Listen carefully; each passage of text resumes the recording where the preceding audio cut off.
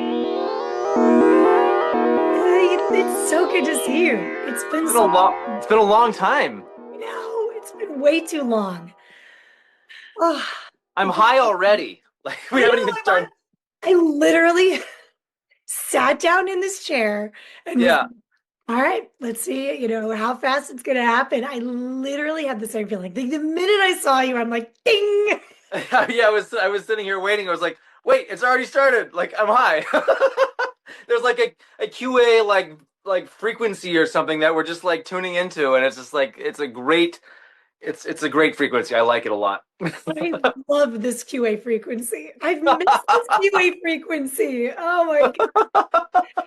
Oh man, but it's so funny because it's like it feels like it's been so long, but like it really hasn't been that long. It's It's not, yeah. just it's looking back at like time is just sped up on a whole other it's an accelerated rate like I don't think anybody can comprehend, but everybody I know is tuning into that. Oh yeah. It's both like it's going fast, but there's so much happening in that time frame though too. Like what's happened in the last couple of months is so much more than that's happened, I feel like, in the last years. But it's going also fast, and it's a weird concept. It's such a weird concept. And like, I haven't even been able to tune into anything outside of myself. Like, forget about the news, forget about Yeah, keeping up with what's going on. I can barely keep up with what's going on in here, yeah. in my little bubble.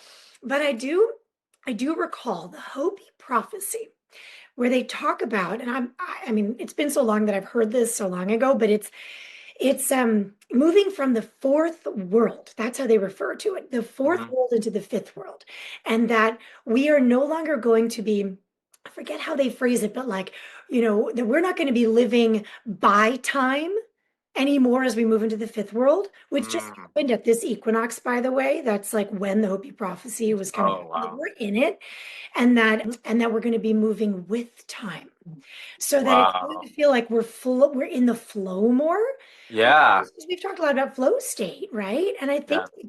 I know you've been in flow state. I've been in flow state, and I think so many others are just sort of like as time speeds up, you can't allow yourself to get too distracted by the mundane or the stuff that's around you because you can barely handle what you've got, in your own little world, in your own little. Yeah. Wow. So it's like a totally different perception of time, which is so cool because we've talked so much about time in the past, but that we're not governed by it. We're not going to be governed by it anymore. Not the same way that we're not operating by time, but with time, Oh, I love that. right? Love that.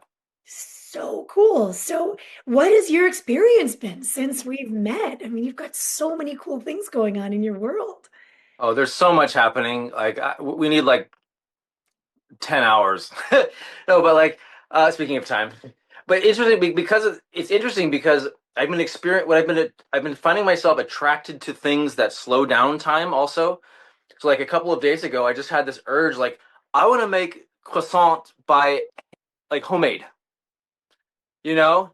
And just like totally enjoy like rolling out the dough, folding in the butter, folding a few times, putting in the refrigerator, waiting an hour, bringing it out again, rolling it to a couple times, putting it back in the refrigerator, putting it back in, rolling them out, letting it proof overnight. Bring them out, let them proof for 2 hours in room temperature, baking them. It's like, and then I was like a couple nights ago, I was also um just like in the zone where I wanted to learn about sourdough bread. And so there's this guy Tom. We found Sourdough Journey. If anyone's interested, he's amazing, and he completely slows down time. He just gets down into these like nitty gritty details. It's like he's no rush. He's just telling you everything he knows about sourdough bread and all the experiences that he's had and all these tips that no other book gives you. And it's just like I went into this zone for like several hours just watching Tom. Like it is like very like slow down pace, his like very like sparse dry humor, like very sparse. And it was great. I learned so much. And one of the things the metaphors that I've been really experiencing about sourdough that has really been present to me in the last like week or two is that when you make a sourdough starter, you have you ever made a sourdough starter? You know anything about this? Failed monumentally. So I am like so on edge right now, like learning. I'm like eager to hear because we tried and failed so much, like beyond our comprehension. I mean, I didn't think it was that hard, you know? It's a really big process. I mean, So Tom is the resource. He'll tell you about like everything, all the ways that you can fail, all the ways that you go wrong if you're veering off the path and you adjust like this and all these things. It's amazing. And no other book describes it because it's usually like professional bakers who are, feeding their sourdough every day. There's no one out there for like the home baker who really wants to do this, but he's figured it out. So what's interesting about it, the metaphor that I've been thinking about lately is when you make a sourdough starter, you don't need anything except for flour and water, basically. You put flour and water together, you just let it sit. And what he says happens where most home bakers go wrong is the first couple days, there's something called the false rise. And I've experienced this in my life, and I see it happening. So it's like all biological. What happens is the water starts to feed all of the bacteria and the yeast that's in the flour. And so what happens is like everything will start growing and bubbling and all of that stuff. And you'll think, oh, the sourdough is working, it's growing, it's fantastic. And then what happens is, but what's happening is it's not just the yeast that's active, it's also all the bacteria because flour is a raw product. It's out there in the fields. Who knows like what birds, defecated on there? Who knows like what, I've been in yeah. I've been in India and seen like wheat fields, like what the farmers are doing out there. You don't want to know. and and so there's all that stuff in there. And so all that stuff is growing once you start to get the nutrients. And then what happens is it's a collapse. There's a great collapse that happens. And then but you have to be persistent. And then and that's the point when you start feeding it. And what happens is slowly with a little bit of care and feeding and regular care, the yeast will take over and it'll make it impossible for the bacteria, the bad bacteria, to persist living. So there's this fine balance where it's an going to develop like this sort of like sweet sour kind of aroma and You taste.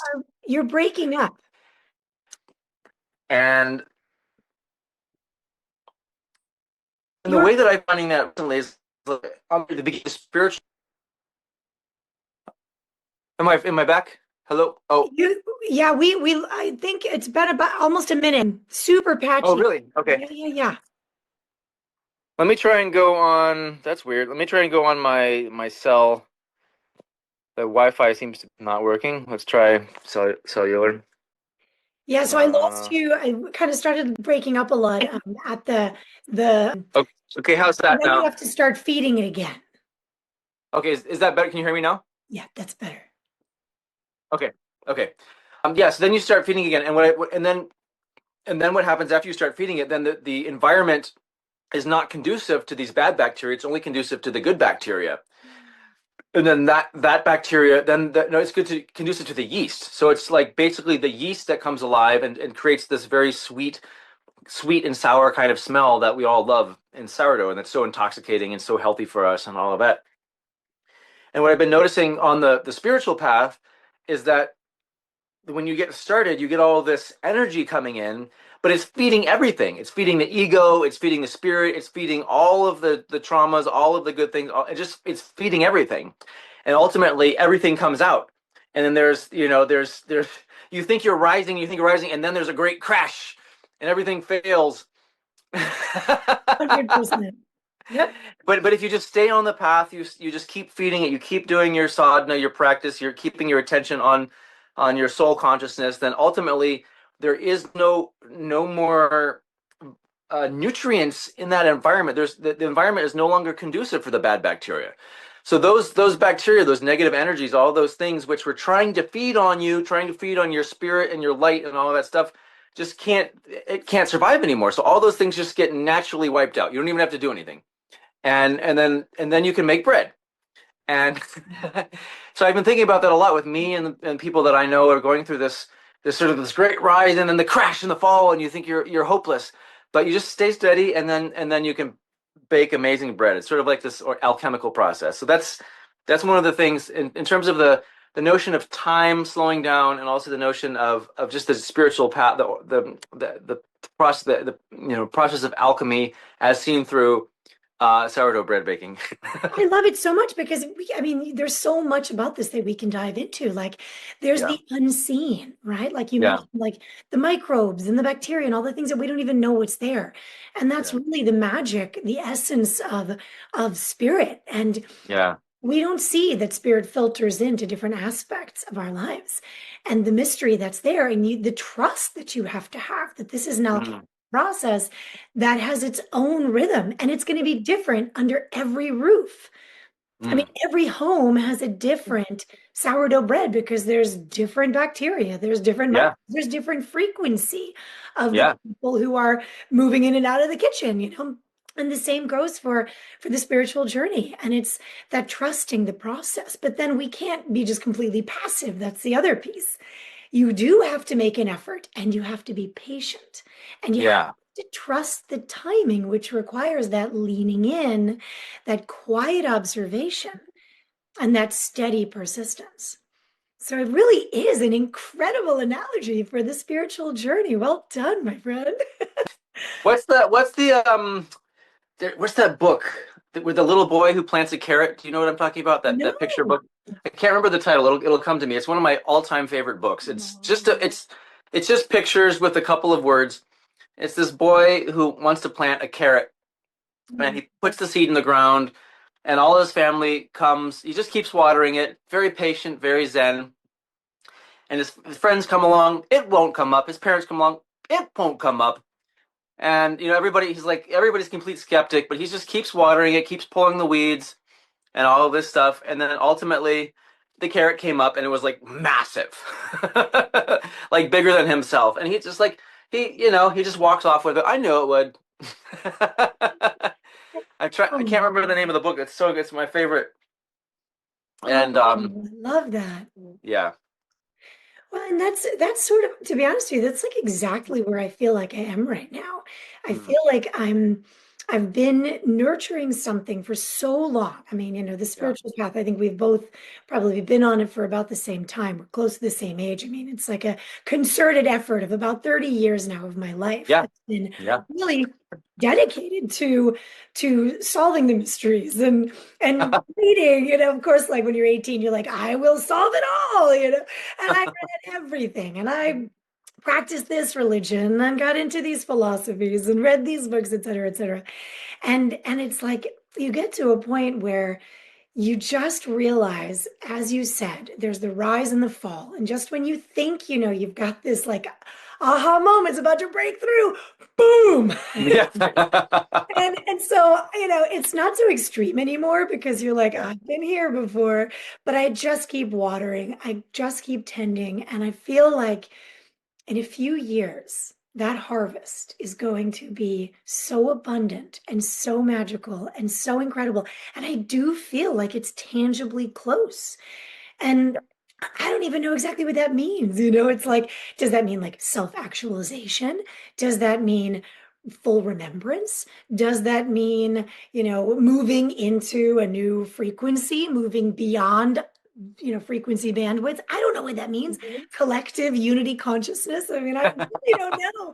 But all I know is it's going to be freaking amazing. And I'm, you know, just going to keep patiently watering and meditating and praying and not sitting idly by any means, but you know, there's so much false light. And so it's like what Yeah. you say. And I think that was the mistake that we got caught up in is we thought that bread was rising, but it wasn't. It was just part of the alchemical process. Yeah. And I think a lot of people jump the gun because it's like, oh, that false rise. And I've never heard of anybody talk about it in the bread making world. I've never heard Mhm. that term before, the false rise, which is so like, you know, like a light bulb went off when you said that. And it's so much like the new age, you know, spiritual world too. There's so much false light that Yeah. people are taunted by, and they think they've reached a certain level, and so they kind of stop. They don't Yeah. keep pursuing. And it's that pursuit that is where the essence of the soul starts remembering. Yeah. The relentlessness. Yes. One of my favorite words is relentless. It's such a good word. Ooh, I'm gonna integrate that word more and more. I love that. Thank you for that offering because it's a really good word. It Yeah. reminds me of when Scott talked about I think it was Scott that was talking about, sweeping and cleaning the temples and how Hmm. much like the simplicity, that simple act. And it's like laundry in my house, right? There's seven of Yeah. them. The- Sam said this morning is like the only way to put a dent in the laundry is getting rid of the kids.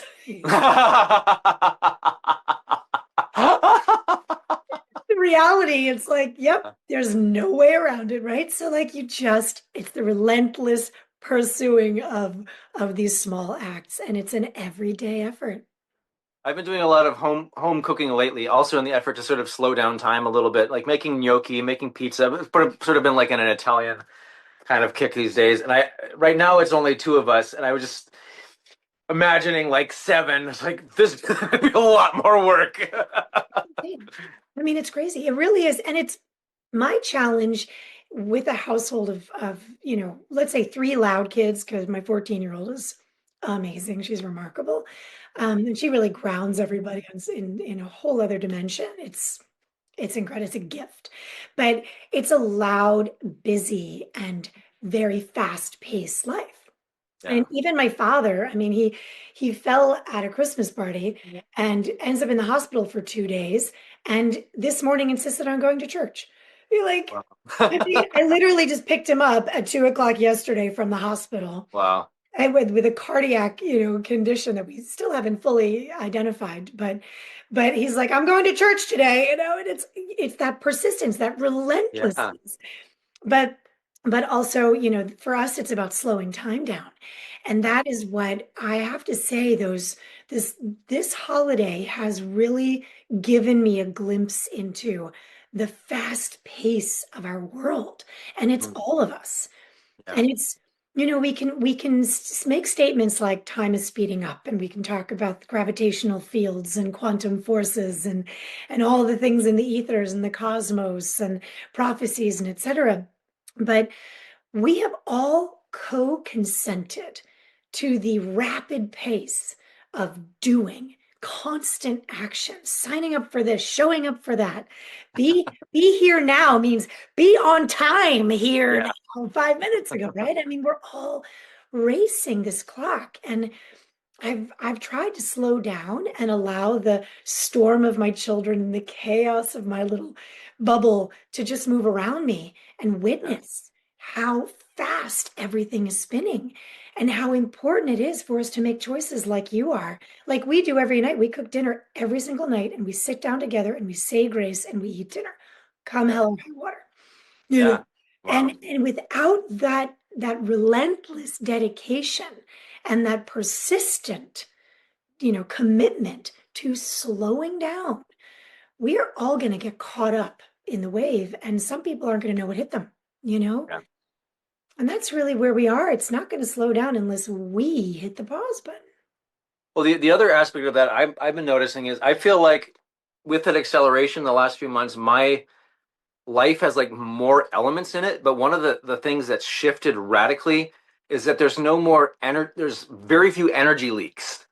Amazing. So like so everything. So my energy and consciousness and creativity is not being drained or sucked or vampired or like parasitically sucked out anymore. And so I feel like even though I'm doing way more, I'm also there's just like getting way more done, Yes. like almost effortlessly, just because all of my energy and all my time and all my focus is being used for something positive and something good. There's no more like I'm in a situation right now where I don't have to shield my energy. Like Great. I felt like most of my life around most of the people and most of the situations I've been in, I've always had to have sort of like my guard up a little bit, like whatever I'm doing, whatever I'm focused on, whatever is like it's not quite in alignment with what's around me. So I always have to be a little protective and a little bit like sorting through, the the mining, like when you're mining, sorting through the dirt and the gems and the jewels. It's like this is good, this is not good. I'm gonna go for this thing and keep this. But right now, I think what's happening is kind of like that sourdough yeast environment. where the yeast is thriving and there's no more like bad bacteria competing for attention or competing for the energy.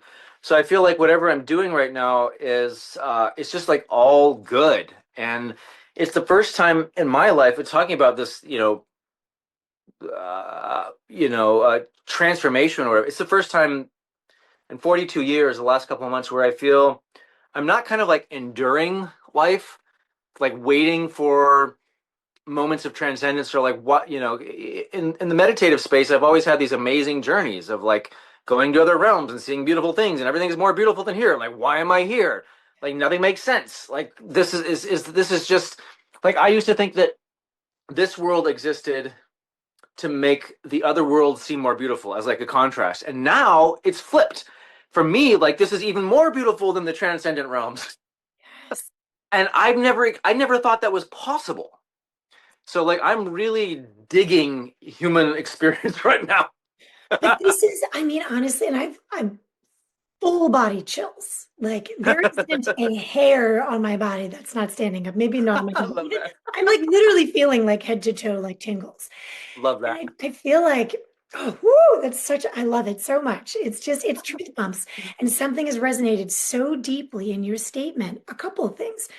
But I really feel that that's an indication that this new Earth, supposed new Earth, this Yeah. 5D bandwidth, I'll call it, it's already here. Yeah. And it takes people like you, like me, who are waking up, who are remembering, who Yeah. have expanded consciousness in moments where we've seen and transcended and gone beyond and wanted to escape. And in fact, spent a lot of time escaping. I mean, Yeah. I've spent a lot of time with religious and very spiritual people and who, basically spend hours a day meditating. Yeah. And I used to see them as separate from this world. And I used to think there was something holy and sacred about it. But in a way, they were just escaping this world because Yeah. this world, that beautiful frequency, this 5D or New Earth or whatever, hadn't been anchored in yet. And Yeah. you are stepping into that New Earth frequency, Yeah. seeing how freaking beautiful it is. And it's here and it's now and it's nowhere we have to go to. We just have Yeah. to choose it and we just have to anchor it. And you're doing a fucking great job of doing it. Now I'm doing like the chill wave, like my whole body. It's like it's not even just like these, you can see it on my look. But these ones like this chill wave, it's like very high resolution. It's not like sometimes like goosebumps are like, you can feel the individual prickles. This is Yes, like yes. very high resolution, like interdimensional waviness. So good. Still having it. It's all going down my legs now. It's Yeah. so funny. But that tells us that this is a thing, like with Yeah. those truth bumps, God bumps, whatever you want to call them. Yeah. Sometimes I make crazy decisions in my life just because I get those. And I was like, I don't know why I'm getting them. I'm just going to do that because I'm getting them. Like I remember this one time I was in Los Angeles and I had met this art curator. Um, and I was at a concert, and she was like, "Have you heard of the Hilma of Klint? You know who Hilma of Klint is? She's having an art exhibit in New York. You should go see it." And like, I don't know what I didn't know anything about Hilma of Klint. I didn't know any like I didn't even know how I was getting to New York. I just got like full goosebumps, and I was like doing the math, and I was like, "Oh wait, I forget how it was. Like, I'm going to Cleveland to visit my brother and my parents, and I think I could maybe stop on New York." So basically, like what happened was like I got off. I went on a red eye. I think from L.A. to New York. I slept on the plane. I got off. I took a bus to the Guggenheim, or a subway and bus to the Guggenheim to see this Hilma af Klint art exhibit. Have you heard of Hilma af Klint? I haven't. She's one of these artists, European artist who was way beyond her time. Very associated with Steiner, Oh, okay. and very inspired. And she sort of like preceded like a lot of these Bauhaus artists in her like abstract use of color and abstraction and like shape. And a lot of her artwork is very harmonic and very spiritually high frequency. And so Oh, she wow. she opened the door to all of these men who are very well known. she wasn't very well known, but she said like when she was doing it that her artwork was far ahead of her time, and it like wasn't ready for it. Like the world wasn't ready for it. So decades later, now she's finally having these exhibits, and there was an exhibit at the Guggenheim. So I went, and as I was approaching the Guggenheim, I could feel it like several blocks away. It was like I was getting those goosebump vibrations. So I went. It was like the best art exhibit I've ever seen. Everybody was just like open and bright and shining and radiant. It was just such an inspiring vibration. And then that night, I got on an overnight bus to Cleveland. It was just like I just like fit it in the cracks, and it was just one of those things I just did because I felt the goosebumps. It's amazing. Well, I just looked her up while you're talking, and I don't know if Yeah, you can see, yeah, but exactly. yeah, I'd say she was ahead of her time. Yeah, I mean, this is incredible. I can't believe I've never heard of her. Well, that's a great story. And I mean, thank God you listened, right? Because yeah, how many, I mean, this doesn't happen that often. The goosebump, the full surge, that kind of wave like that doesn't happen yeah. that often. So if you ignore that, sorry, you're a dumbass. You know, like you're gonna miss something so Yeah, cool, that's yeah, like could actually imagine if you hadn't gone. Who yeah. knows? These little events can literally change our trajectory, Yeah. can can plant seeds that awaken something in us down the road. Well, Who there was at the time when I had just invented the infinitone, like the instrument, my saxophone instrument, and like discovering these colors. And there's one of her paintings. I think it was even on that little screenshot that you show. Mhm. Of, like there's like a center one that's kind of like a brass gold color. It's like a obelisk triangle shape, just like the shape of the infinitone, which was originally made out of brass.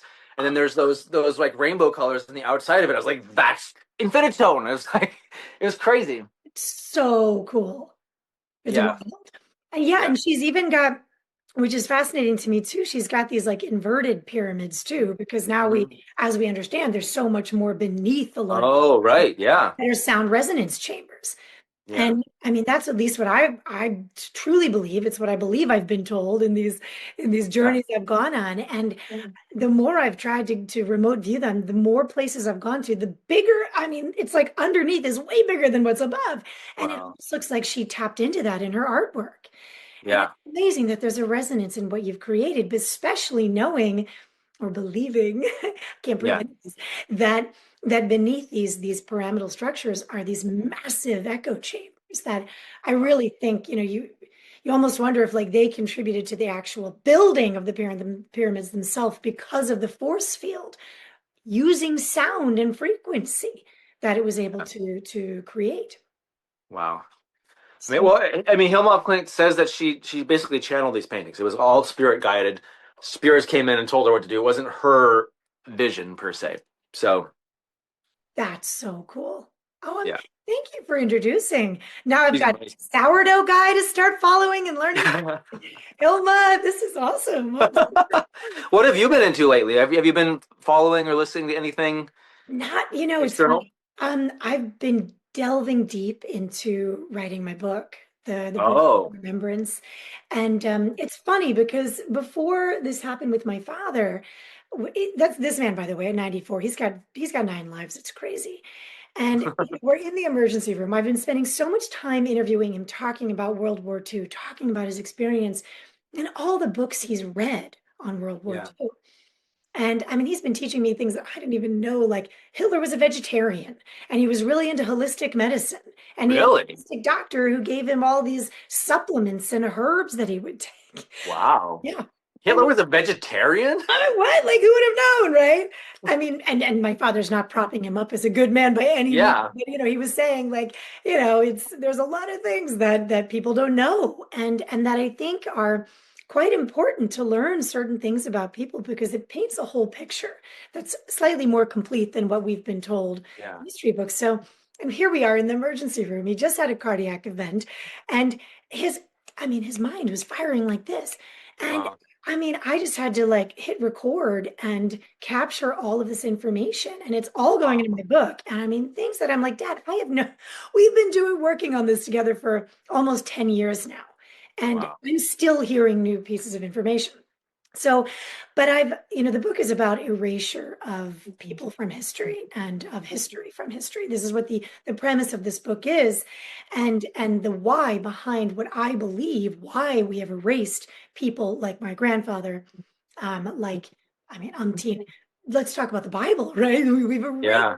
huge segments, scrolls, gospels from getting into the hands of people. And what I truly believe is behind this is Wow. consciousness suppression, Yeah. because nothing can stop this awakening that we are all in collectively. Some are farther down the road than others, Yeah. but essentially we are all here to remember, and so we just need these snippets of remembrance to wake up. So I've been going down really deep rabbit holes of Magdalena and Yeshua and the Gospel of Philip, and really uncovering a lot of what was buried in the Nag Hammadi in Egypt that was discovered in 1945, Wow. which is right around, that's really when like World War II ended. I don't Yeah. think there's any coincidence in the timing, of these, I'm going to call them galactic events, because we really are such a galactic race, human Yeah. beings, and everything that happens here, I really believe has an incredible ripple effect in our galaxy, if not beyond. And so you think about, World War II ending, and then this discovery of all this sacred information and wisdom that's been hidden and protected for centuries. I mean, it's Yeah. wild. It's so cool. So that's really where I've been focusing my energy and my time. And, I wish I'd been spending more time meditating, but I've been spending a lot of time trying to read and research and Wow. piece tidbits together and weave these historic webs, and spending a lot of time sitting with Germany, as we've talked about before. What an incredible potential that country held, and still does. But I think the the power now in Germany is in us truly understanding the real history and parts that have been eliminated or not permitted to be shared. Yeah, I keep wondering why. I mean, I've wondered for so long why I keep being pulled back to Germany, like and all, like living there, and then having, now going back to, visit my son who's there and not be like him, like, it's like, what is it about it? And I think trying to remember all of these things is essential to the healing awakening process, because it's all encoded, I think, in our epigenetics. It's like we're carrying these things, and there's like these burdens. It's like both burdens and gifts that we have with us that are encoded within this that we don't even really realize, and sometimes they have to be pointed out. One of the things that I've been really recognizing and seeing as I've been putting more Infinitone stuff out into the world. I'm starting an advertising campaign now, and just I created like 4 or 5 ads, and I'm putting it out there and seeing people's response, and it's like people are really getting it. They're super intrigued, but you don't quite get it until it's like spelled out for you what it is. Like once you're told, it's, I've always heard that, and I haven't done enough research to confirm it, but I assume that it's true that for a long time in history, the color blue didn't exist until someone said, "Hey, this is blue, and here's a name on it." There's all these things that surround us all the time that we have to actually go through and see them and feel them and point them out and name them in order for us to experience them. I think on some levels, some of it is it has to be done to release certain traumas and patterns, and other levels we have to see those things in order to see the gifts and the powers that we have. They have to be named and seen and researched and revisited. And so I think all this stuff that we're doing of like going back and exploring and connecting with our German roots is both the power and like reconnecting with the power and the trauma. Yes. And And that the trauma has been manipulated for millennia to yeah, keep us locked into these karmic loopholes, these cycles that are so hard to break. And I yeah, think our generation has come in to be the cycle breakers, to be yeah, the disruptors, and then, help support. Like we've got to trailblaze, because yeah, our parents, our presidents have not done the work. And for yeah, whatever reason, I think that, the 70s and 80s kids have come in to be like, shake shit up, and then and start emptying out Pandora's box. And I think that all this darkness that's been surfacing, I've really felt this cosmic clearing of darkness in the yeah, last specifically 6 weeks.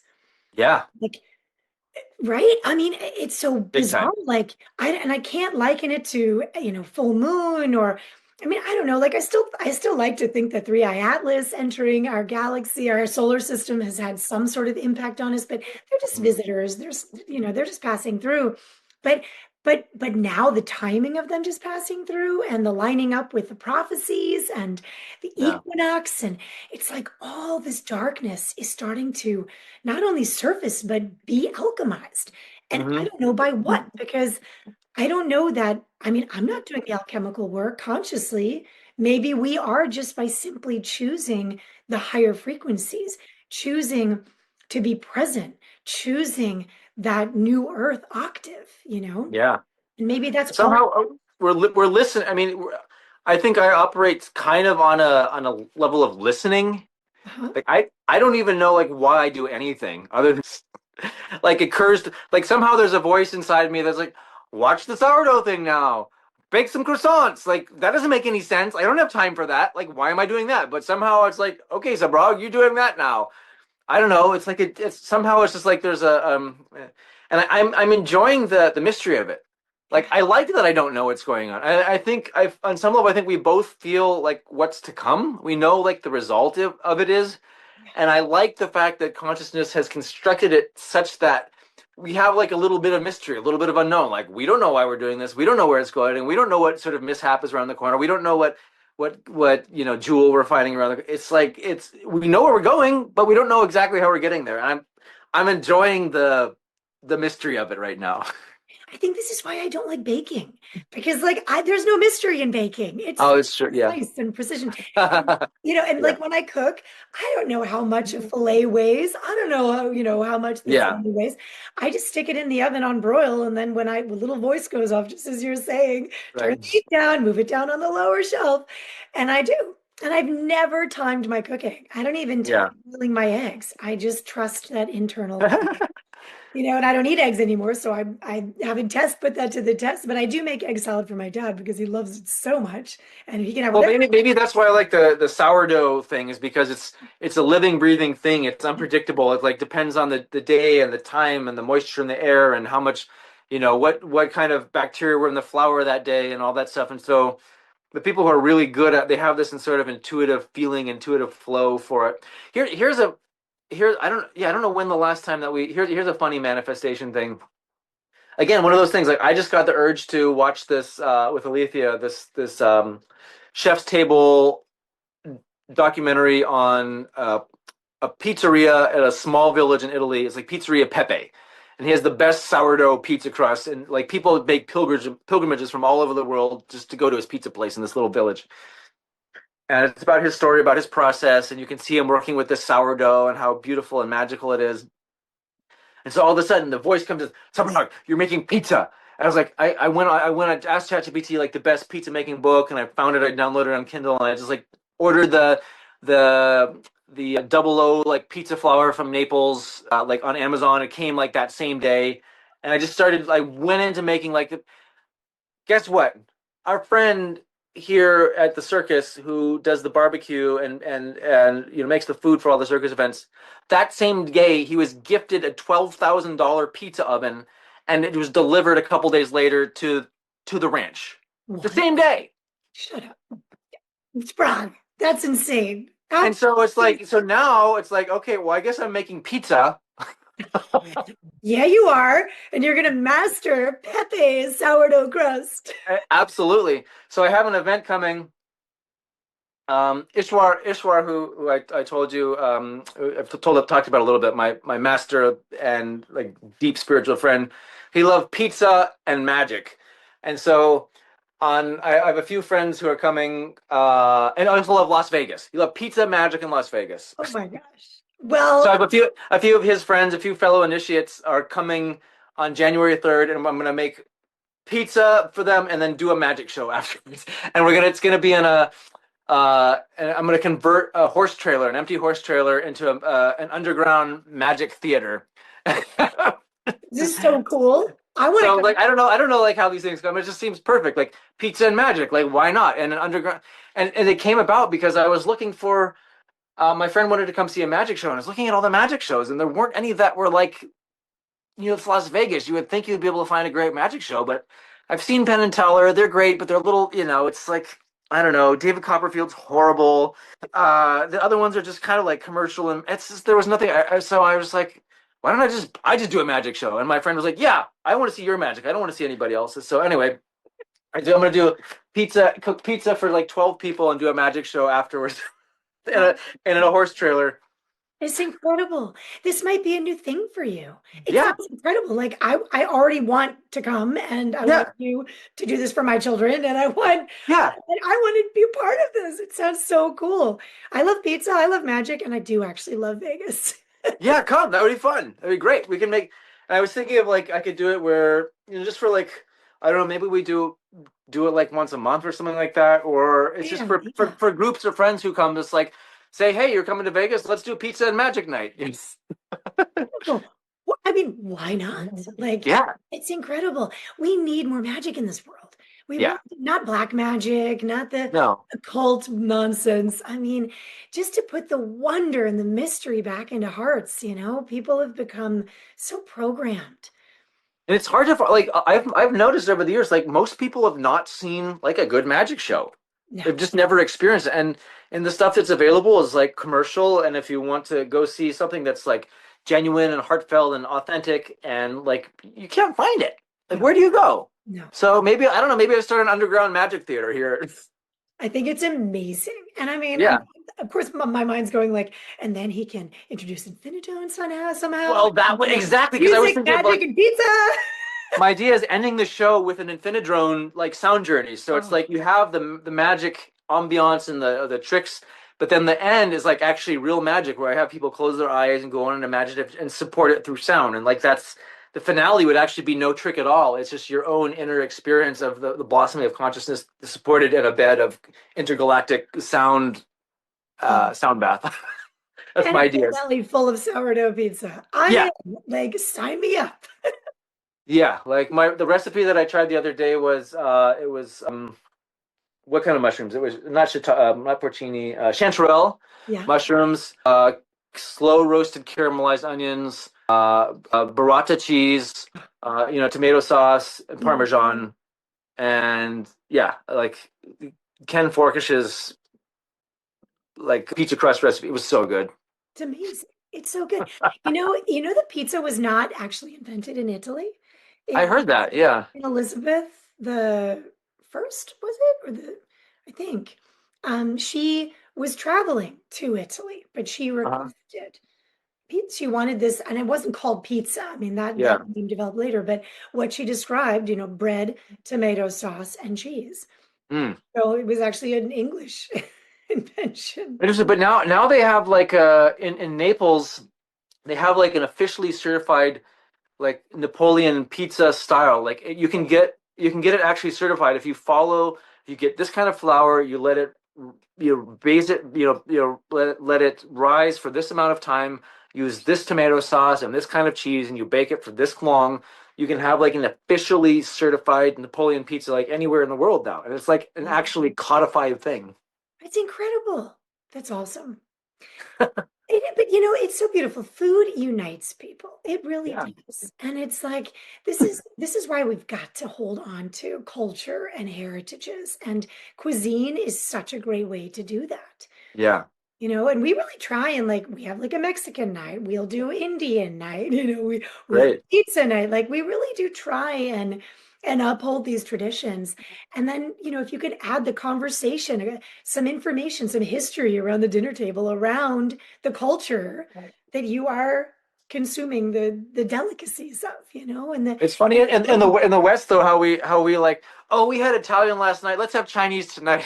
yeah, I you know, can't right? have you can't have like, but if you go to China or you go to Italy or you go to India, like they're having that food every night. It's like, Yeah. so it's fun. I'm not gonna have. Let's not make Indian food. We already had Indian food. It's like our American culture is so funny. It's so funny.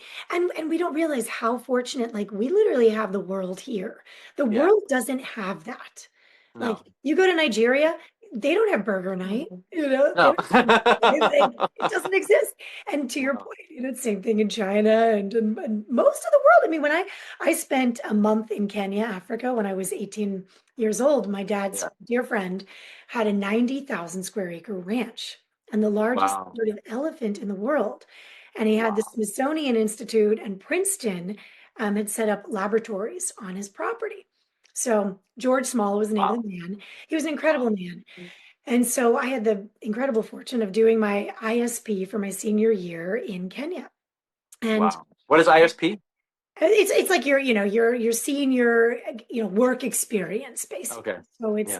and I mean a lot of schools, I mean, I went to private school here in Maryland. All the schools do it that senior year, you have to have some sort of a work experience. Okay. And you can travel for that, you know, if you have that opportunity, or you can just like go to work with your parents kind of thing. Yeah. But so I was part of the research. I jumped right in with the Princeton and Smithsonian researchers, and George Small took me out and on these incredible, like, you know, one-on-one with the Maasai and Turkana who would sit on the roof Wow. and dictate where we should go. Um, but every morning we got up and had a simple breakfast of maize meal and cut I forget what fruit. I think it was pineapple randomly. I don't know why we had Yeah. pineapple, but it was the same thing every day. And an incredibly delicious cup of coffee, black Yeah. coffee, and it was just simple and it was every day. And Yeah. even he, this like multi-millionaire ranch owner, he Yeah. ate what his people with the people who lived there ate. Yeah. And every night it was the same thing. It was lots of starches. It's really Yeah. interesting. You know, these countries that have the starchiest foods and the most limited variety of food, they don't have cancer and they don't have diabetes. Yeah. It is wild. I mean, Yeah. until we came in with our vaccine programs, but anyway, that's a whole other conversation. But you know, most of Africa, they eat the same foods every day and they don't drink a ton of water, and the water they have isn't very good, but it's very full of microbes and minerals. Yeah. And they eat this starchy food, and it's the same old every day. And they'll have like breakfast and dinner. There's no lunch. Yeah. Yeah. What do you think? What do you think? I mean, what was there was the guy, I forget his, one of the doctors. I mean, there's so many food debates and all that stuff, but he is like, what's his name? He's like very pro starch. He said humans are meant to eat starch. Like Mhm. that's our fuel. Yeah. And like these days where it's like everything goes in fads, but I feel like everything is so protein focused. Is get your protein, where you can get your protein and all that stuff. What do Yeah. you think? What do you think in the what's your view on like the starch versus protein versus like, like everybody, a lot of people, like a lot of the vegetarians or fruitarians or whatever say we actually don't need protein per se. We can get all of our aminos just through plants. Like what is your view on all of those things? What's your experience? It depends on where you live and Yeah. how food is produced. Yeah. It's that simple. Hmm. So, like when I lived in Costa Rica, my body didn't want meat. I didn't need it Ah. because I Yeah. lived in Central America. I had mangoes, avocados, and papaya in my yard and bananas. And then I Yeah. had coconut water from the coconut guy at the beach entrance and fish from the, fishermen down the beach and rice and beans and yucca. And that was Wow. literally what I lived on. Like Yeah. occasionally we would have chicken, but it Yeah. was pretty much like pretty basic. And I was so healthy. I felt so good. My body didn't need anything. Didn't need Yeah. it anymore. Like I got everything I need. I didn't even take multivitamins, you know. Yeah. It was incredible. But coming back to the US, my body started craving protein. It was Interesting. so Yeah. bizarre. And I Yeah. think it's because the way we're monocropping and then growing in these, hydroponic hothouse environments where there is virtually no microbiome. There's Yeah. there's no microbiology happening other than like Right. or the cultivation of that plant, which is now unfortunately mostly genetically engineered. Yeah. So it's not out in nature, growing seasonally. If you eat seasonally from your backyard or your like local produce, whatever is coming your way, and Yeah. you that means like canned foods over the winter, starchy foods, acorn squash, sweet potatoes, onions, garlic, and meat. That is how we're supposed to live Hmm. according to the seasons. So Yeah. I throw the rest of it out because our body demands more more protein to stay warm. and more Yeah. fat to stay Yeah. warm. So I would say it's more about seasonal and Yeah. location and then how food is grown than it is about a said diet. Yeah. And I've studied nutrition for 25 years, and I am a clinical nutritionist as part of what I do. And all these fad diets drive me crazy because I can't tell you how many people in Maryland come to me sick as vegans. Right. And, Yeah. we have extreme seasonal changes here. And Yeah. it's just not going to work for most people. And, I go to, as you and I've talked about, and Scott too, you travel and you go to Germany or Northern Europe, I go to Norway.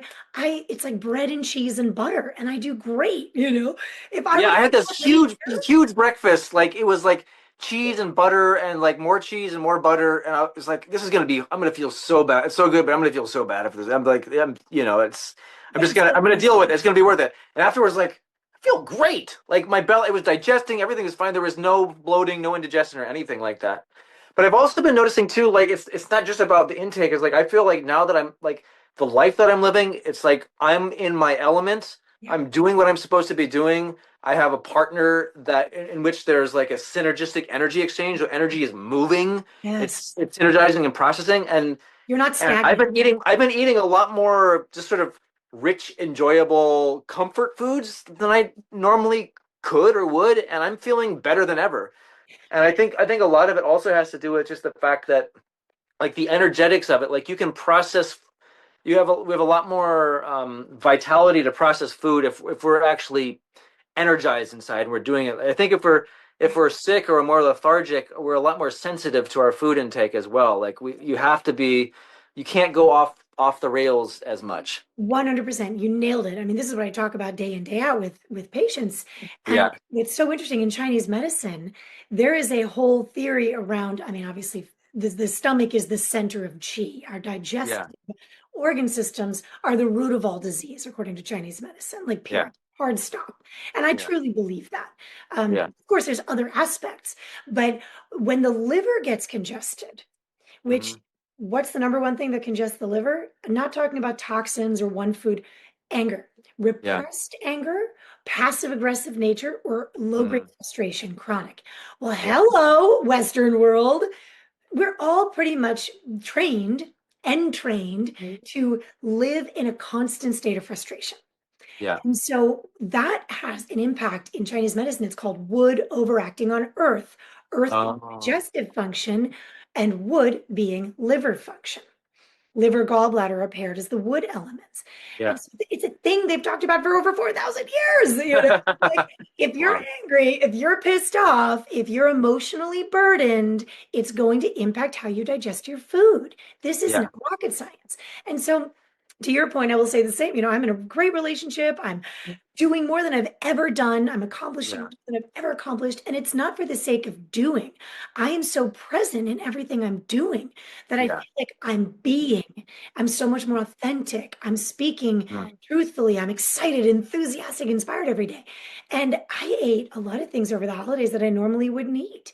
Yeah, And I mean, I was like, we made brownies from scratch. Our dog, my 14-year-old Sam was like, "Yum, this sounds good. Gretchen, make brownies." And she's like, "Yes, I'd love to make brownies." And I yeah, like normally would be like, "Oh, you guys enjoy that because I'll feel like crud if I eat it."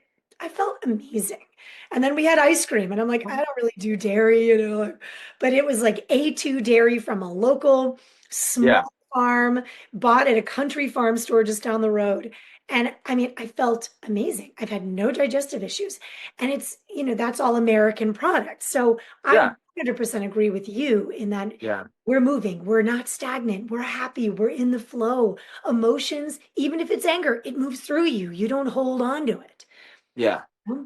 If you reside in fear or anger, you are not going to digest your food. So it doesn't really matter if you go on these bad diets or not. You're going to feel like crud. It's almost it almost feels like sinful. You almost are made to feel guilty for being in a state of happiness.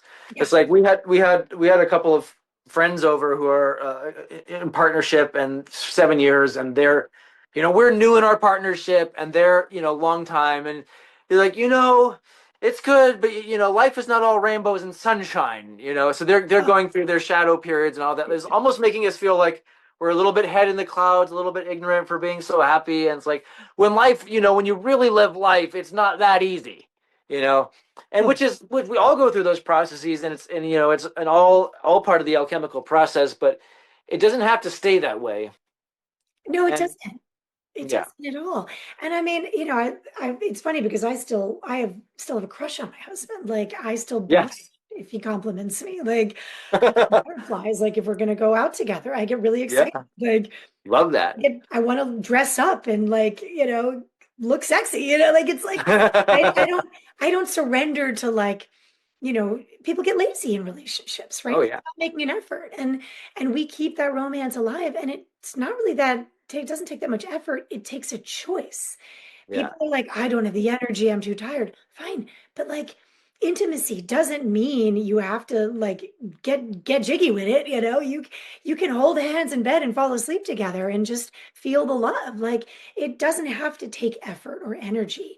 And we're going on 6 years and we've had just it's lots of turbulence.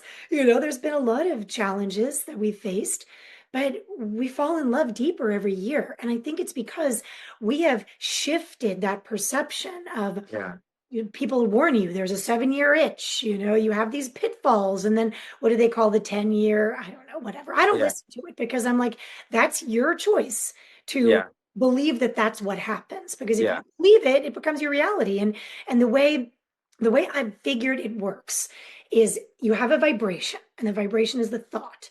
So that yeah. can be a presumption. It can be something you've been told, it can be a prediction, it can be a prophecy, it can be a belief, whatever it is, a narrative. And you hold that long enough, it turns into a frequency. Yeah. Frequency held for three minimum to up to 7 days, then becomes a reality. So Mm, thought, or vibration, yeah. frequency, reality. And so, Mm, like, I get so frustrated when I hear people projecting their experience on others, telling you, well, just wait, yeah. that trauma's coming, that Yeah. 7 year itch is going to happen or whatever it is. It's like, la, la, la, la, la, la, la. I Yeah. just shift that perception because it doesn't have to be that way. That's not our story. It's not going to be our story because we are choosing differently every day. Wait, well, it's I think most people are it's a flip between being it's what some of the original uh themes of our podcast we've talked about before is like outside in versus inside out living. We're Yes. choosing to live inside out. Yes. You know, so most Perfect. people are stimulated, they get stimulated from the outside and their hormones get stimulated, everything gets stimulated, and that has completely diminishing returns. Yes. So you start off high and you get lower and lower every time there's an external stimuli and you apply that external stimuli gets less and less and less of an impact. But if you're living an inside out living, that it grows like continually, like love, attraction, joy, happiness, if it's stimulated internally and expressed outwardly, so the outward experience is an expression of what's internal, that can keep growing. So I believe in partnership. Your partner can become more attractive every day, more attraction, more beauty, more joy every day. And I completely, I'm relatively, you could say, new in that partnership. But I've had the other, like my internal and external, partnership with Ishwar as him as my spiritual master and guide. Since I met him, I guess it was 2015, like in August, the first time. Complete, complete, every day more beautiful, nonstop for over 10 years, and so I know based on that relationship that that's possible, and I think all that kind of experience can be applied to everything that we do. And so but it has to start from inside and has to be internally stimulated and found inside and then expressed outwardly. And that's how this human life, this external, can be more beautiful than anything. You literally, I've got chills again. It's a different kind of chills than the last one. It's not as excitable, but it's like, that feels so good. It's so lovely. Yeah. Thank you. That was so beautifully stated. And I think if I don't know all the science behind it, but I think when we are living from that external, from outward in, we're hitting on those dopamine cues. Yeah. Other than, because I don't really know what the opposite is, actually. I don't think you have that same, Mm. that's why when you scroll and you get likes or whatever it is, that's like dopamine, dopamine, dopamine, And, Yeah. and I think that's the same thing with that sexual attraction, that lust. That's exciting certain hormones, right? Just Mhm. as you said. But when it's that inverse experience, that inward out, it doesn't ping you the same way. You don't have those. It's way more expansive and it's heartfelt. It's not Yeah. something that triggers these, um, I don't know, excitability in the body. It's not excitable at all, really. It's an Yeah. entirely different sensation. And it's one that you can't harness. You can't invoke, really. You can't be taught. You just have to experience it. And it's also the transition between what I call sack of flesh living Yes. versus Kundalini living, you could say, or like it's like there has to be a process of fully awakening the energetics in your, which is not, there's never a full away, it's constant. Like there's the process of Kundalini awakening, the process of consciousness awakening is every day, something new awakening, and it's never stops. But I remember when I was transitioning, when I first started Kundalini yoga specifically, but there's all other kinds of things.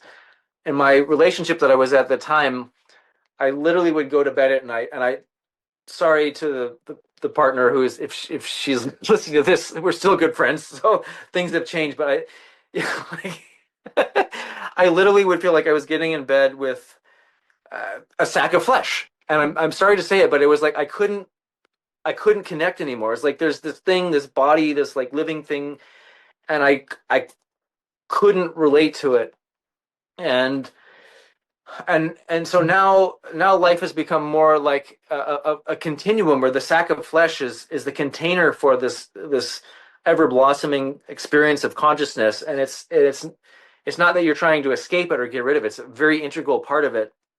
um but that was the original of the beginnings of also my false rise, you could say, where I was like getting the input, but then like all the bacteria, so I didn't handle, like we mentioned that in I think our last episode.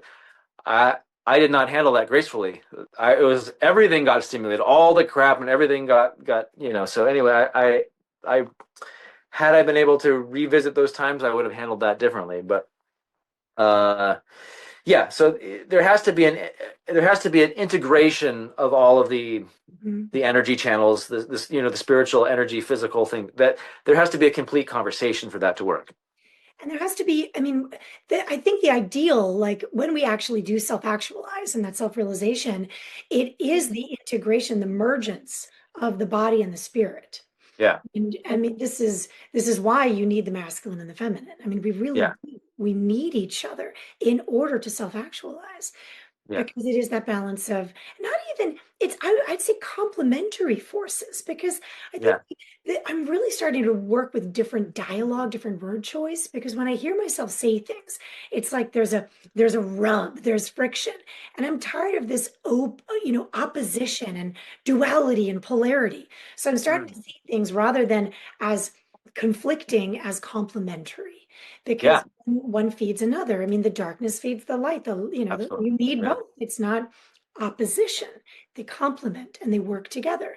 But to talk about, the sack of flesh, which I truly believe the angels are jealous of us for yeah, our spacesuit, our sack of flesh gets to do things and experience things on such a level that imagine when our spirit body matches all those incredible juicy things that our flesh sack can experience and that mergence.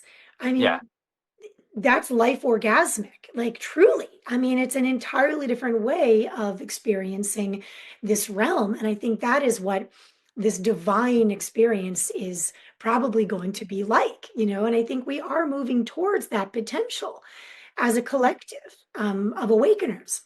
And I mean, there are people who have already attained that. Not many, but there are people who've attained it, and those who are closer than others. And it's interesting because I was reading a little bit this morning about the Gospel of Philip and the teaching that Yeshua imparted to Philip, which isn't in the Bible, but it's in the Nag Hammadi, which we all have access to reading about. But it's about the what did you call it? The wedding chamber, the bridal Mhm. chamber. Yeah, It's very misunderstood because, of course, you hear that and you're like, "Ooh, that's some tantric, yeah, weird Gnostic tantric stuff." But it is exactly what you were talking about. It's from without in, from within out, but merging the two is where that real, the soul gets to be playing in this incredible spacesuit that we have. yeah. Yeah, I fully believe. I used to think of spiritual path as a solo journey, kind of like an internal, but it's not. It's completely, especially in this day and age, like I think the where we are at right now, it is completely relational. Like Yes. it's relationship is required, and Yes. the dance of the masculine and feminine is required on some level, either both internally in the single, but also understanding the alpha and the omega, playing with all of those polar, and because it's just like electricity. You need polarity for things to move. If there's no polarity, nothing moves. Right. So that's a thing. But also, I wanted to go back to something we were saying earlier about getting dressed up for our partner who we've been with for years. I've been finding that too. Recently is that as steady and as secure as a unconditional love partnership can be, I feel like this complete heightening of delicacy about it too. It's like I want to do everything as good as I can. I want to do everything. I want to be in a state of worship. You know, it's Mhm. like if you're in the presence of God, him or herself, like what would you do? Like you would do everything. You wouldn't like slack. It's like Yeah. you was like, okay, it's secure now. I can get lazy and just get out a can of beans and heat it up for dinner. It's like no, I remember one time there was this pivotal moment where I was asking Alethea, it's like, what should we have for dinner tonight? And it was kind of like a little pressed for time. And I was like, oh, I could just cook some rice and put some tomato sauce and, whatever on it. We have some canned tomato sauce. And she just kind of like her nose wrinkled, was like, I don't know. I was like, that's not how I treat the goddess. Like, if I have to cook exquisite gourmet meals for her. It's like, so like since then, we've been a lot more into just taking time for these things, and it's not taking time. Time is just expands. It's like there's time for it all. You can do it all somehow. And Yes. you said you're experiencing that in your family of seven. You're cooking dinner every night for people. Oh, and it's amazing. And I mean, and Sam has gone like full on gourmet. It's really funny because this morning on the way to church, I was like, all right, we got New Year's coming. We need to like, Yeah, really organize things a little bit so we don't have as much stress because, yeah, we've got all these pickups. I mean, I like make yeah, 3, 4 trips a day back and forth between schools and you yeah, know. And so like, 6 o'clock comes and the person who stays home with the 3 younger kids has to cook the yeah, dinner while the person who yeah, goes to pick up the older one from squash, it's like we're literally like rock, paper, scissors, shoot, like who gets to go get the one is like, yeah. because you get quiet time in the car, Oh, it's so funny. But so, we did definitely need to have some sort of support in that, but we Yeah, matters what we eat. And when I told Sam that she'll cook whatever recipes we give her, and he has yeah, made such an effort to cook gourmet, organic, healthy food that's within mom approved, holistic cleansing, keeping our bodies clean, our body temples yeah. clean. And he's like, absolutely not. I am not turning her into Martha Stewart. I'm going to be Martha Stewart. I just loved it so much because it's, Yeah, it's it's not about his ego. It's just like he wants to be the one because he's like, this is actually sacred to me. Like I yeah. take the time. I invest in our family. I This is my way. I think it's a love language for him too. Absolutely. There's Yeah, something beautiful in making the effort. And in, our lazy nights are the nights that we'll, go pick up coal-fired pizza or something. yeah, But they're far and few between. I mean, like one night a week, we give ourselves permission to like go out or order food in. And we're so yeah, limited from the places we do it from, So we really yeah. cook three, and we make our kids lunches. We make breakfast every morning. I make 7 smoothies every morning. Wow. Yeah.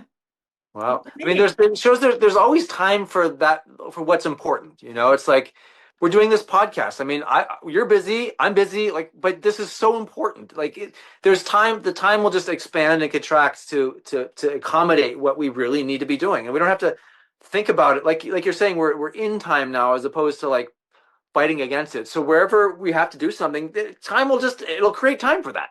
That's exactly right. You And know? and rather than thinking about time, like a couple of years ago, it's sort of like this mantra dropped in my head because I mean, we had so much going on. And somebody looked at me and was like, out of concern, Yeah. because I was postpartum. I wasn't looking as healthy and vibrant as I had before. And Yeah. like, you need to slow down. How do you do it all? And it just boom, dropped right in. The more you do, the more you can do. Yeah. And I had this realization of like, it's so true. I mean, it Yeah. it really is. And if I walked around saying, I'm so busy, I'm so busy, I'm so stressed, I'm so rushed, then that's absolutely going to be how I feel. And I'm not Yeah. going to deny that there are moments when I walk by the laundry room and I have that pit in my stomach and I'm like, oh shit, there's Yeah. no way that I'm going to accomplish all these things I need to do in one day.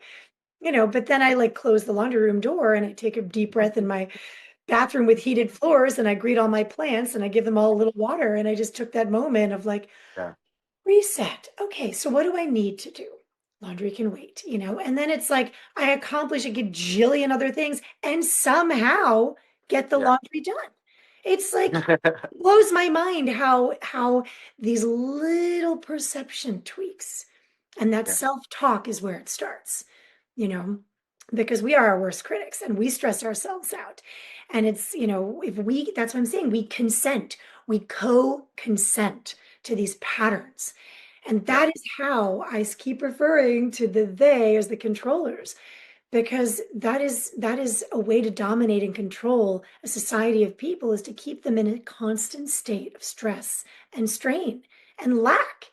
And what better way than to control and govern by the clock? Yeah, absolutely. There's the saying of which I would think about all the time. If you want to get something done, give it to the busiest person. Yes, exactly. Yes, it's so true. It's Yeah. so true. Yeah.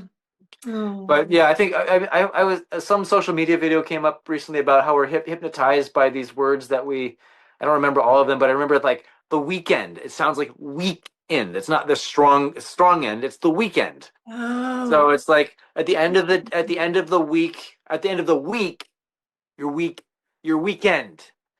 So we have all of these like subconscious programming. There's a whole speech about all of these common words. I have to look it up again, but it's I think we are hypnotized. There's all of these things.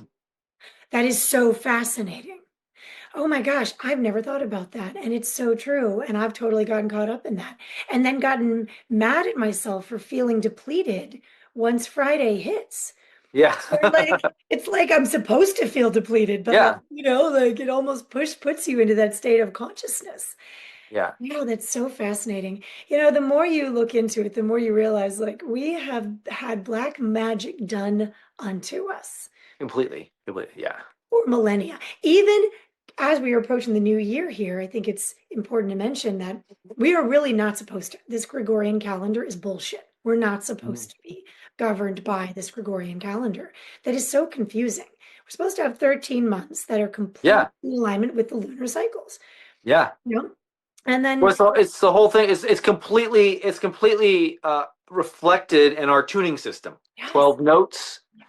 So what they've done the same exact thing to the tuning system as they've done to the calendar. It's this literally the same.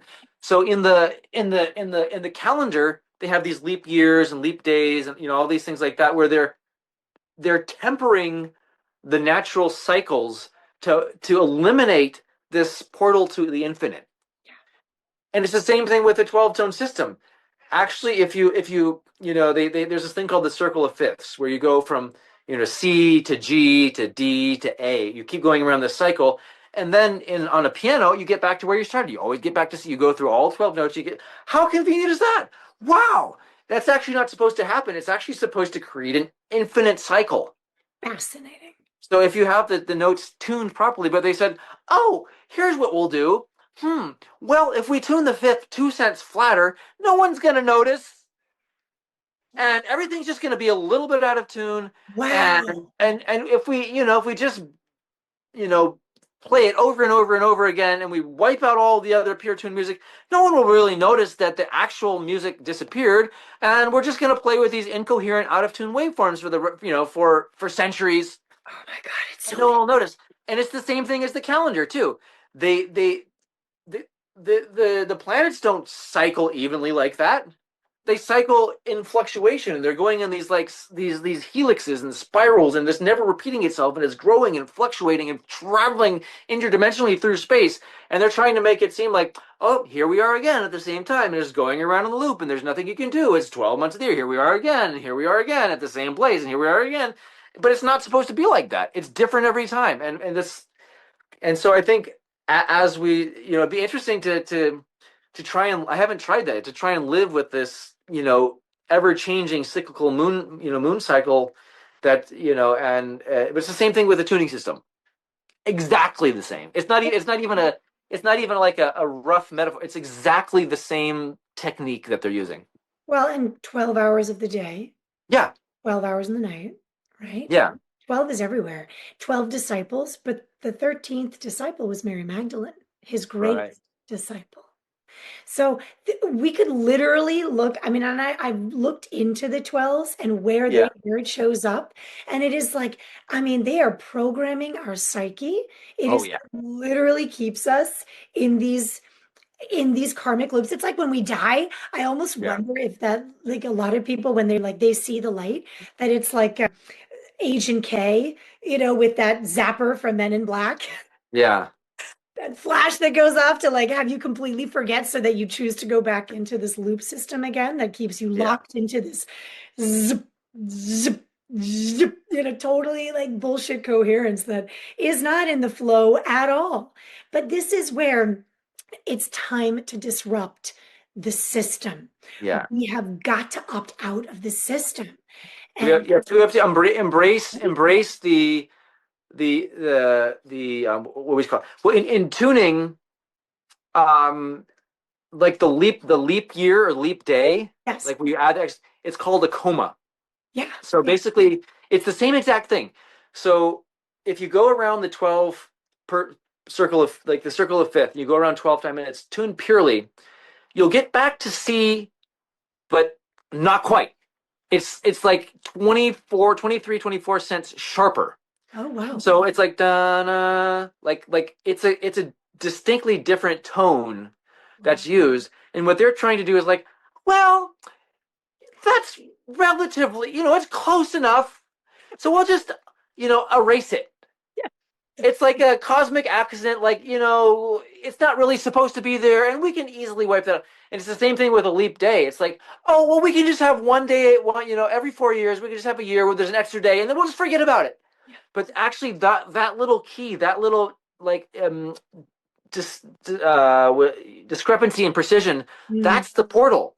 So like the 13th disciple, Mary Magdalene or whatever that is, that's the portal. She's the portal. She's the portal. She's the So portal. that's where you actually go into the infinite. That's right. And so we can't erase. So they've tried to close that portal by saying 12 notes, 12 months, 12 hours in the day. Actually, no, it's Yeah. not that. There's infinite. Yes. And there's a town in Norway. I can't remember the name of it. I think it's actually an island. I think you requires a bridge to access it, and it's far in the north where Yeah. the sun doesn't set at all, like at all in the summer. Mm-hmm. And in the Yeah. winter, it doesn't come up at all. And Yeah. it is these extreme opposing experiences of, really like opposite, right? Talk about opposites. It really is opposite. Yeah. And so they decided, you know what? Screw the clock. This is pointless. So they do not operate on a clock system at all. So Wow. stores open when the store owner says, I've got energy to open my store today. So Wow. at some point in the 24-hour period or not, the post office will open, the grocery store will open, Oh yeah, no, it is wild. Like the baker, the fisher. It's Wow. and so you walk around just like in sync with the town is synced up to their own biorhythms, but they've also synchronized with their own needs. So if somebody Wow. needs to drop in, there is no judgment of like TikTok, you should have opened 5 minutes ago. I've been waiting. It's like Yeah. you might have to wait a day, Yeah. So, and what does the day feel like there? Nobody knows. They're not going to have time. How Wow. brilliant is that? So like that's just I'm sharing that because I feel like people need to know that we do have permission to opt out and it Yeah. can function. Yeah. I think that that's sort of that is where we're moving towards. You're kind of already there in so many ways, I think, with this I've life. been working on that more, like just like not doing anything if I don't feel like it. It's great. And what I'm finding is that actually all of the things which I, normally might not want to feel like, for example, I don't know if we talked about it in the last podcast, I wrote my owner's manual for Infinitome. It was intense, very when I look back, it's like, how did this even happen? Like very complicated, very detailed, very interconnected, very long. And I was just, I don't know, I didn't feel like it. And then one week I felt like it and I wrote it and it was great. I was like addicted to it. I couldn't stop. Like I woke up in the morning, it's like, gotta write it.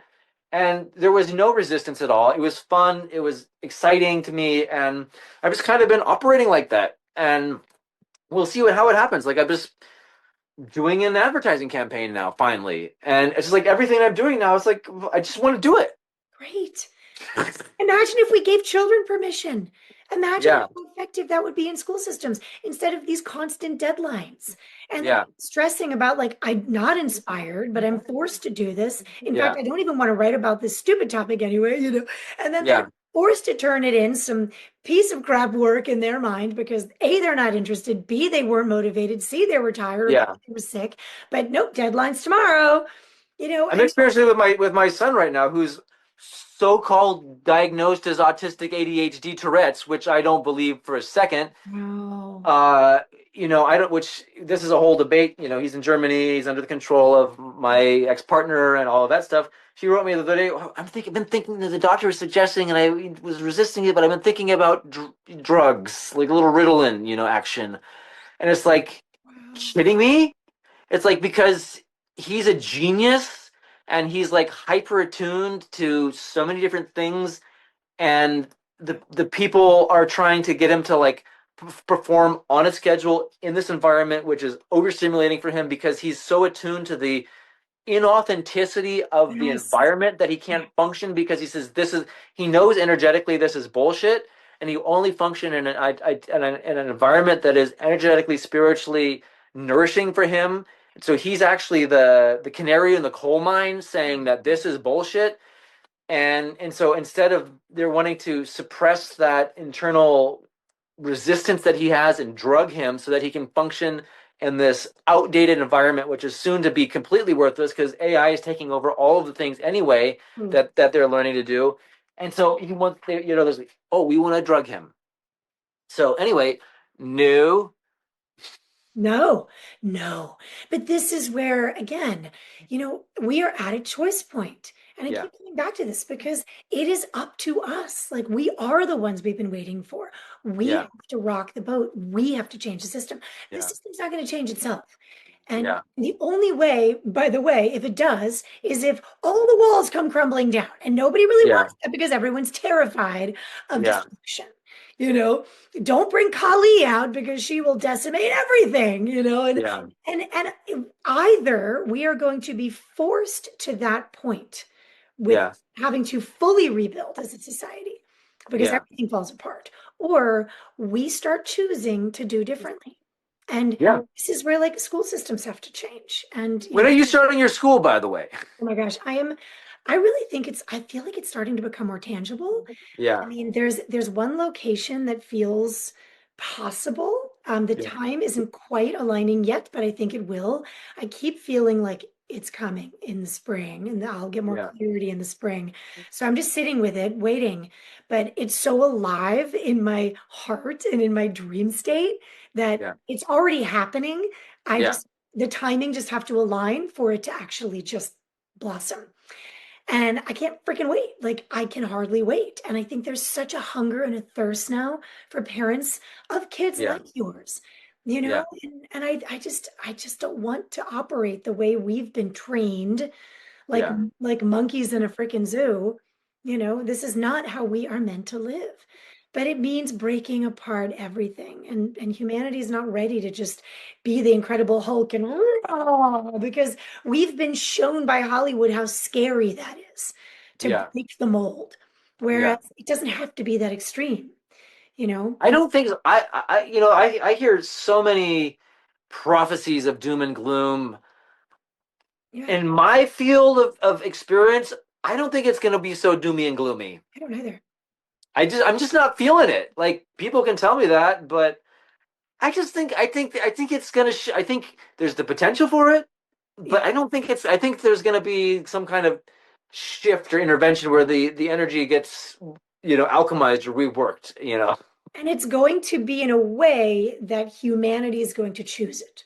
Yeah, It's because, according to the law of one, which apparently is the universal law of our universe, the law of one, and the primary rule that we all sentient, benevolent beings must abide by is free yeah, will. You can't yeah, impose a free will. And so yeah, people who are waiting for a savior, like, no, Jesus is not going to drop down from the heavens and condemn all the bad guys. Because guess what? We could all be pegged the bad guy for something we've done in our lifetime. So then yeah, all humanity goes bye-bye. yeah, I mean, really, if you think about it, like, and I know that Christians believe that one baptism and you're forgiven for your sins. I don't personally believe that. I yeah, don't think it's going to work that way. And then some people believe that Donald Trump is our savior, and that he's going to turn the world around somehow. And they believe in this whole, financial reset and Gasara. And that's going to be the savior. Other people believe that aliens are going to come. And while I believe in in snippets of a lot of what I just mentioned, you know, yeah, and obviously, I believe not only believe in aliens, I believe I talk to them regularly, I, yeah, I still do not believe that they are going to come and beam me up, Scotty, and take us off this dreadful, terrifying planet. No, they're going to work in accordance with the law of one to offer up energies that hopefully the masses will attune to and choose a different vibration than one we have been entrained to for all of these millennia. It's like the spell has to be lifted, but not one person is going to come and sprinkle fairy dust and lift the spell. We have to wake ourselves up. yeah, Something has to inspire us to do so. And I think that frequency operates in such a subtle way, just as you mentioned with music.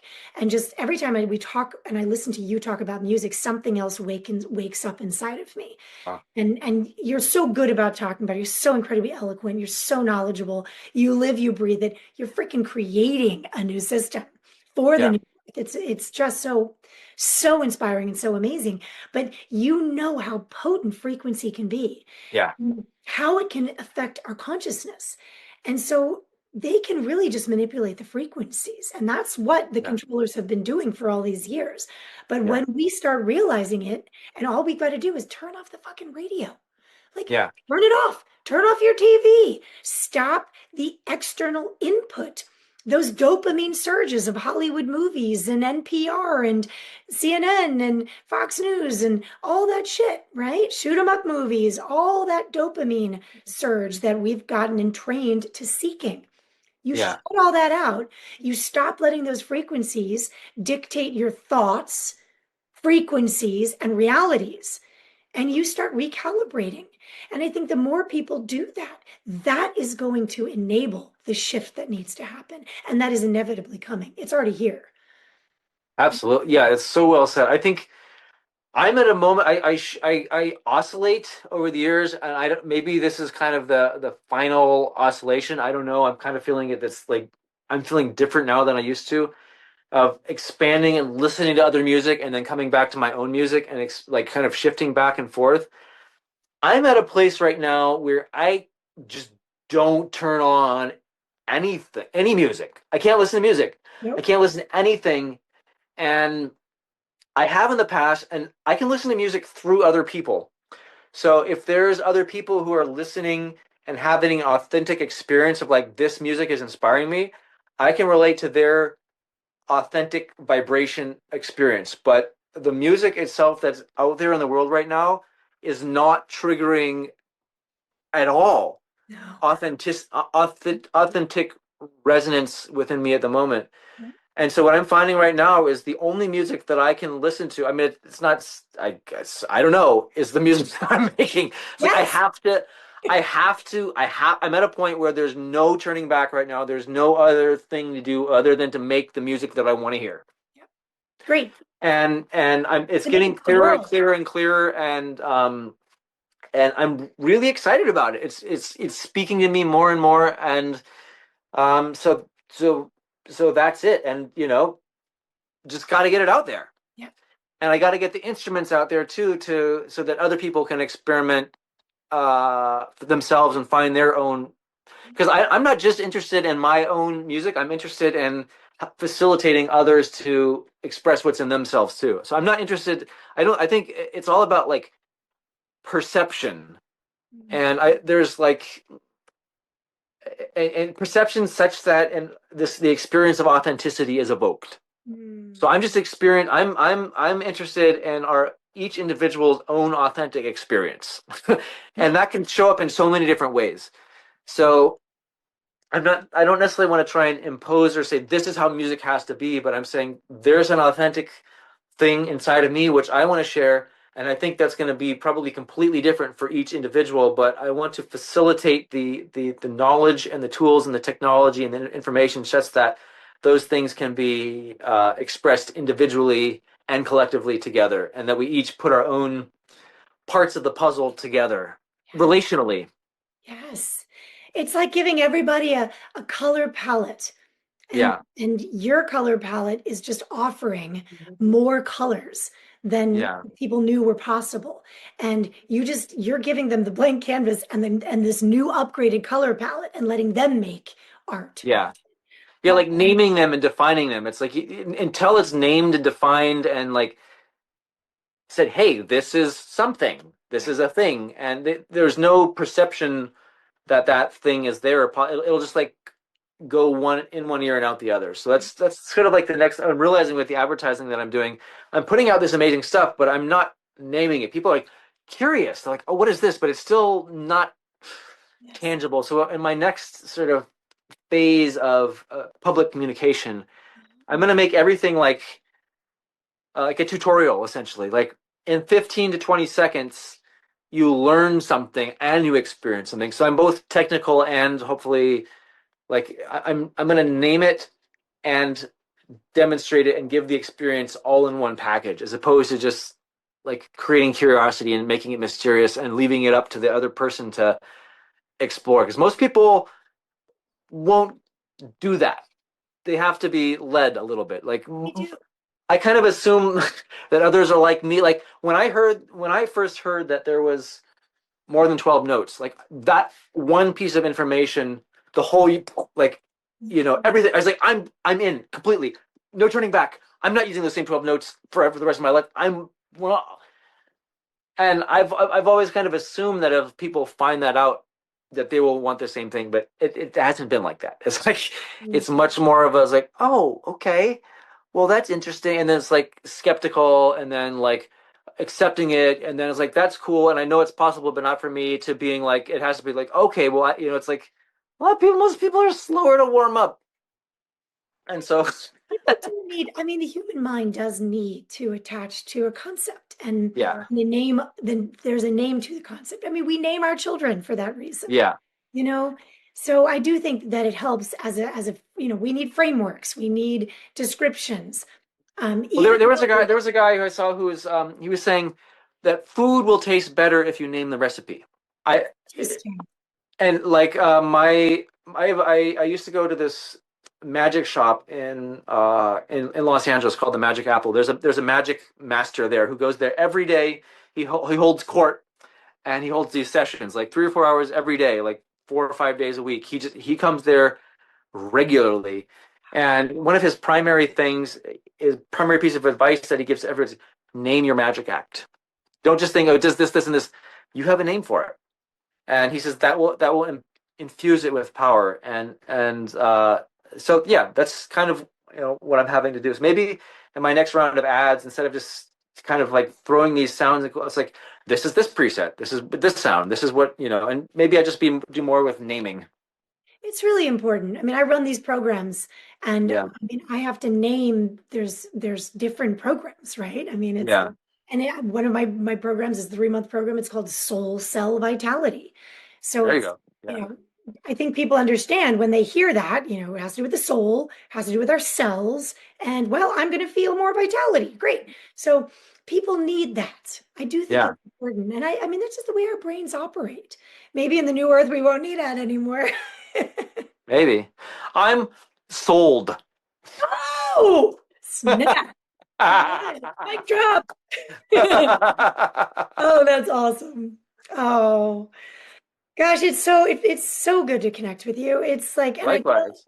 I feel that this has been such an important um I mean, it's a pivotal time for humanity, but also in our lives as individuals and Yeah. what we've been experiencing. And even though Scott isn't here, he's here in spirit and he's traveling and doing all these cool things. And Yeah, I think he's in an igloo right now. oh my God, like, who is this guy? It's so annoying. Like, I'm literally coming back as him next lifetime. I'm going to manipulate time like Santa Claus does to make it to every house. Yeah. But- and then I'm going to come back as Scott Soldier. Are you kidding me? And then That would he's be like great. Yeah. snowboarding in Switzerland and yeah, living in an igloo. Like, what? Okay. Yeah.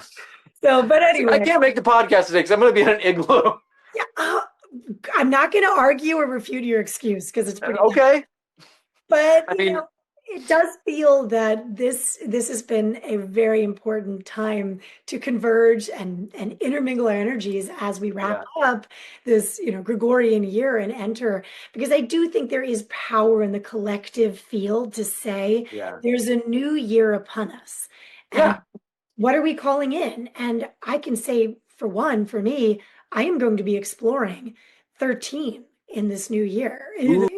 I'm expanding out of 12 and I'm going to really go digging into this because I think it's going to help rip the band-aid off certain little cracks in my life's journey that I will notice, like, okay, well, there's a little healing that needs to happen here. There's a little ripple here. There's a little programming there. You know what I mean? That will help me. 13 is the key. That's really the key. Like in the harmonics, the 13th is like completely cosmic. Okay. It's like, yeah, it's so cosmic.